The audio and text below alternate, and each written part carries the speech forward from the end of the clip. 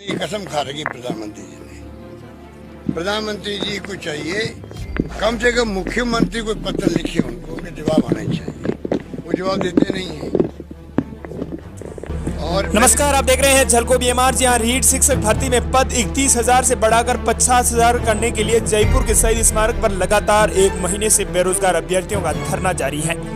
कड़ाके की ठंड के बीच बेरोजगार अभ्यर्थी लगातार डटे हुए हैं और सरकार के खिलाफ धरना प्रदर्शन कर रहे हैं। इन बेरोजगारों का कहना है कि सरकार ने पिछले 3 सालों में कई मामलों और कई फैसलों पर यू टर्न लिया है। तो रीट के 50,000 पद बढ़ाने की ये तो छोटी सी मांग है। आपको बता दें कि गहलोत सरकार इस पर भी यू टर्न ले सकती है। क्या है पूरी खबर, आइए विस्तार से जाने। लेकिन उससे पहले आपको बता दें कि अगर आप झलको बीएमआर पर पहली बार विजिट कर रहे हैं तो आज ही चैनल को जरूर सब्सक्राइब कर ले ताकि आपको रीट व राजस्थान से जुड़ी काम की खबरें मिलती रहे।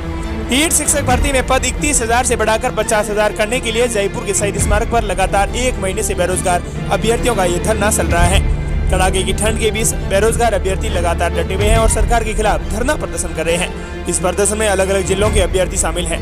रात को भी बेरोजगार अभ्यर्थियों ने अर्धनग्न होकर प्रदर्शन किया था और रीट के पद 50,000 करने की मांग रखी थी। गुरुवार को सर्दी लगने के कारण इनमें से 3 अभ्यर्थियों की तबीयत भी खराब हो गई है। इन्हें 108 की मदद से अस्पताल ले जाया गया, इलाज चल रहा है। तीनों अभ्यर्थी जालोर, झालावाड़ और बारा के बताए जा रहे हैं। रीट अभ्यर्थियों का कहना है कि जब तक हमारी मांगों को लेकर लिखित में आदेश नहीं दिया जाता तब तक ये धरना जारी रहेगा। आश्वासन तक सीमित नहीं रहेंगे। उनका कहना है कि मुख्यमंत्री पर हमें पूरा विश्वास है और 17 दिसंबर को उनकी सरकार के 3 साल होने पर रीट के पद 50,000 करने को लेकर बेरोजगारों को तोहफा दे सकते हैं। इन बेरोजगारों को पूरा भरोसा है।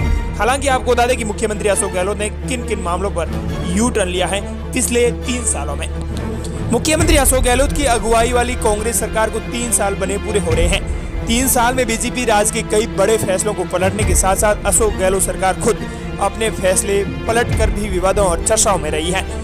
2019 से ही सरकार के यू टर्न लेने की शुरुआत हुई है जो अब तक जारी है।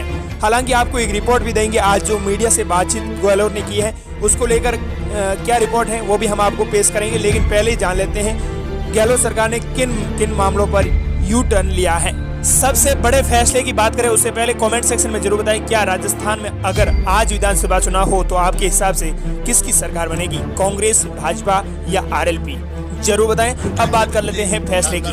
गहलोत सरकार ने आते ही वसुंधरा सरकार का फैसला पलटते हुए नगर पालिका चेयरमैन, नगर परिषद सभापति और नगर निगमों के मेयर के चुनाव पार्षदों की जगह सीधे जनता से करवाने का फैसला किया। और इसका असर क्या हुआ है आपको बता दें। लोकसभा चुनाव में कांग्रेस की हार के बाद पार्टी के नेताओं ने ही सुझाव दिया कि अगर शहरी निकाय प्रमुखों के सीधे चुनाव करवाए तो भारी नुकसान होगा, जोड़ तोड़ की तो संभावना नहीं रहेगी। तो यू टर्न इस पर गहलोत सरकार ने लिया और अक्टूबर 2019 में गहलोत सरकार ने अपने ही फैसले को पलट दिया। साथ ही अगला फैसला लिया गया अक्टूबर 2019 में उपचुनाव के दौरान शहरी निकायों में गैर पार्षद के बीच चेयरमैन और मेयर बनाने का प्रावधान रखा गया और इस पर भी यू टर्न लिया गया। और अगला फैसला लिया गया कि 2021 की शुरुआत में ही प्रदेश भर के ग्राम पंचायतों को उनके अकाउंट की जगह नए पीडी अकाउंट खुलवाने के आदेश जारी किया और इस पर भी यू टर्न लिया गया। कांग्रेस समर्थित सरपंच भी इसका विरोध करने लगे। सरपंचों का विरोध देखते हुए सरकार को बैकफुट पर आना पड़ा और बजट सीधे पंचायत को देने का फैसला किया।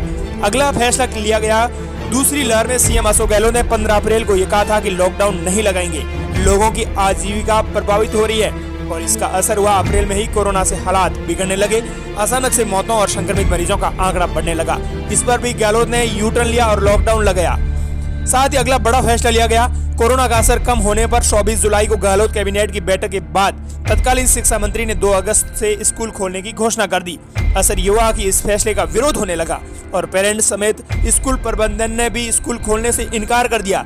यू टर्न इस पर भी लिया गया। विरोध बढ़ा तो स्कूल कॉलेज खोलने के फैसले के लिए मंत्रियों की कमेटी बना दी।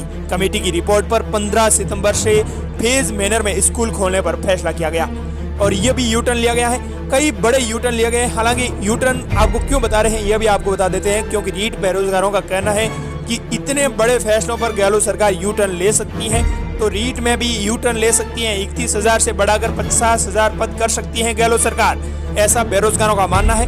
वहीं अगला फैसला लिया गया जिस पर यू टर्न लिया गया है कोरोना गाइडलाइन का हवाला देते हुए अक्टूबर में पहले दिवाली, न्यू ईयर सहित हर मौकों पर आतिशबाजी पर प्रतिबंध लगाया। लेकिन इस पर भी यू टर्न लिया गया। दिवाली से पहले गृह विभाग की गाइडलाइन में बदलाव करते हुए 2 घंटे की ग्रीन पटाखों से आतिशबाजी करने की अनुमति दे दी गई। अगला फैसला लिया गया कि केंद्र सरकार के पेट्रोल डीजल पर एक्साइज ड्यूटी कम करके सस्ता करने के फैसले के बाद गहलोत ने प्रदेश में वैट कम करने से साफ मना कर दिया और इस पर भी यू टर्न लिया गया। यू टर्न ये लिया गया कि 9 नवंबर को जोधपुर जिले के दौरे में पेट्रोल डीजल पर वैट कम करने की घोषणा कर दी। बाद में वैट घटाकर पेट्रोल डीजल पर 5 रुपए की कमी की गई। अगला फैसला लिया गया कि मानसून सत्र के दौरान सितंबर महीने में बाल विवाह के भी रजिस्ट्रेशन का प्रावधान गहलोत सरकार ने भारी विरोध के बीच पारित करवाया, लेकिन इस पर भी मुख्यमंत्री अशोक गहलोत ने यू टर्न लिया है। हालांकि एक और बड़ा फैसला है जिस पर भी यू टर्न लिया गया है। 4 बड़े सियासी यू टर्न लिए गए हैं। सचिन पायलट कैंप के बगावत के वक्त जिन 2 मंत्रियों को हटाया, 16 महीने के बाद उन्हें वापस मंत्री बनाया, ये भी बड़ा एक यू टर्न है। अब आपको बता देते हैं talk to media Ashok Gehlot media से बातचीत करते हुए क्या कह रहे हैं, देखिए रिपोर्ट। ना तो हो सकता देश बन जाए, पर देश कायम नहीं रह सकता। ये उदाहरण हमारे सामने पाकिस्तान का है। पूरी पाकिस्तान पश्चिम पाकिस्तान था, आज वो पूरी पाकिस्तान बांग्लादेश बन गया, अलग देश बन गया, टुकड़े हो गए उसके। वह बंगाली बोलते थे या पंजाबी बोलते थे, उर्दू बोलते थे। तो आप सोच सकते हो एक धर्म के नाम पे अगर देश बनता भी है तो देश एक अखंड रहता है क्या? नहीं रहता है। ये पाकिस्तान के सामने हमारा उदाहरण हमारे सामने है। इस देश को आप हिंदू राष्ट्र बनाने की बात करते हो, इस देश को आप धर्म के नाम पे बांटने की बात करते हो। क्या संभव है इतने बड़े मुल्क में? हमारे यहाँ तो और भी ज्यादा भाषाएं हैं, वहाँ तो खाली उर्दू थी या बंगाली थी। एक धर्म था, वो एक नहीं रह पाया है। रशिया में 16 टुकड़े हो गए। दुनिया की महान शक्ति कहलाती थी रशिया भी। तो आप सोचिए इस देश के अंदर धर्म के नाम पे राजनीति करने वालों को इस समझ में आनी चाहिए।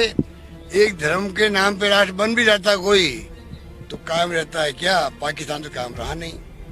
वहाँ 2 ही भाषाएं थी लगभग, यहाँ तो पता नहीं कितनी भाषाएं हैं। तो आज से 25 साल बाद 50 साल बाद में इस देश का फ्यूचर मजबूत रहे, ये मुल्क एक रहे, अखंड रहे, हमारे संस्कार संस्कृति दुनिया के अंदर पहचानी जाती है, सम्मान मिलता है उसको। इतनी महान संस्कृति हमारी है, हमारी परंपराएं हैं देश की, हिंदुस्तान की, दुनिया भर लोहा मानती है। क्या हम उसको खत्म करते हैं? आज देश को लगता है कि ऐसा माहौल बन गया है, जिस प्रकार की शासन चल रहा है, धर्म के नाम पे बात की जाती है, हिंदुत्व की बात की जाती है, हिंदू राष्ट्र की बात की जाती है। क्या ये संभव है? देश का फ्यूचर क्या होगा कोई सोच सकता है? क्या होगा कोई नहीं कह सकता। इसलिए मैं कहना चाहूंगा इस हिंदुस्तान में जो भी लोग रहते हैं, विचारधारा अलग हो सकती है, हमारी कोई दुश्मनी किसी से नहीं है। राहुल गांधी ने कहा था बड़ौदा के अंदर, किसी ने कह दिया ये बीजेपी आरएसएस तो देश में खत्म होनी चाहिए। उन्होंने कहा नहीं, खत्म नहीं होनी चाहिए। आरएसएस भी रहेगी देश में, बीजेपी भी रहेगी, वो एक विचारधारा है। हम भी रहेंगे, हमारी विचारधारा है।